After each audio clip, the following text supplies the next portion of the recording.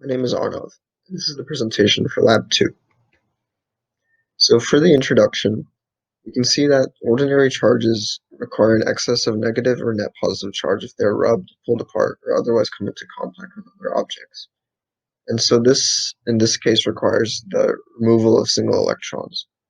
And this is done through the excess or deficiency of these electrons, which would cause negative or positive charges respectively.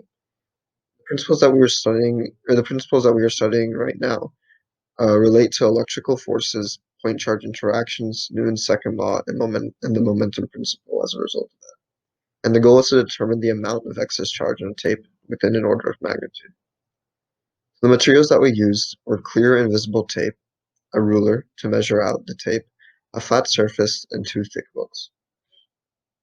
And as you can see with the interactions with charge U tapes, you can see that there's an attraction of charge U tape with my hand, repelling of two charge U tapes, which meant that they had the same type of charge, a slight attraction between my charged U-tape and the neutral book, and then the attraction between a positively charged U-tape and negatively charged plastic pen, which signaled an electron deficiency.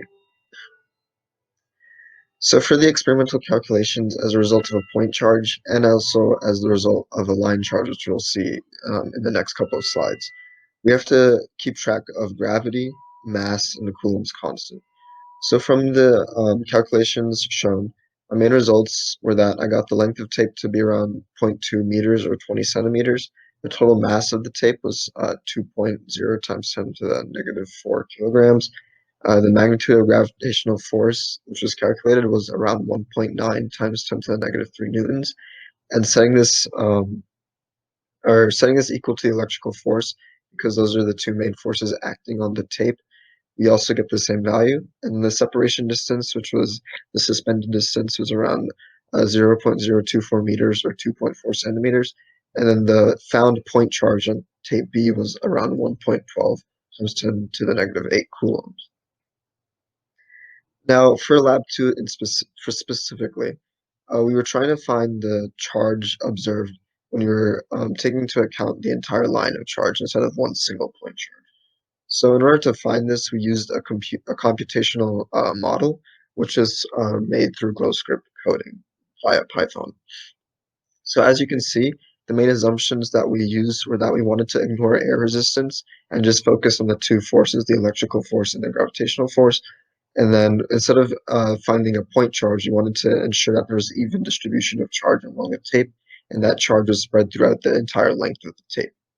So as you can see, for the physical constants, we used Coulomb's constant, our measured distance, the gravitational force, our found mass, and also the estimated net charge on one piece of tape. And then we defined our function for electrical field, which is given in the previous lab.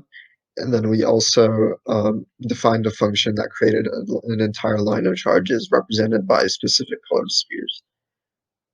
And so after that, we wanted to make sure we had our specific scales set up so that the diagram was uh, pictured clearly and showed the different vector forces. And then we iterated a for loop, which basically initialized different electrical fields and went through each piece of charge to calculate the electric field at each specific sphere or point along the line of tape.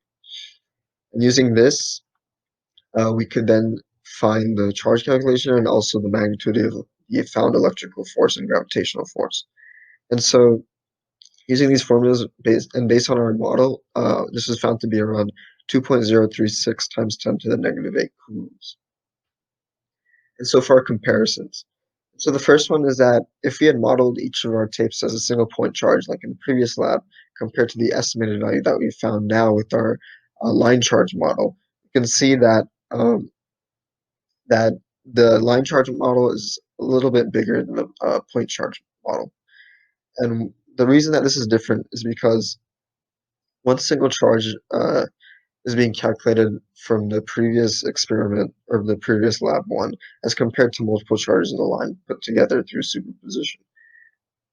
So what this means is that the line of charges found in this experiment is that this is more representational of the actual real life scenario of finding the net electrical field and also the actual single charge of the, not the single charge, but the actual overall charge of the piece of tape, since this takes into account the entire length of the tape and specific charges that are all superimposed onto each other to find the overall charge, which is found based on our computation model from before.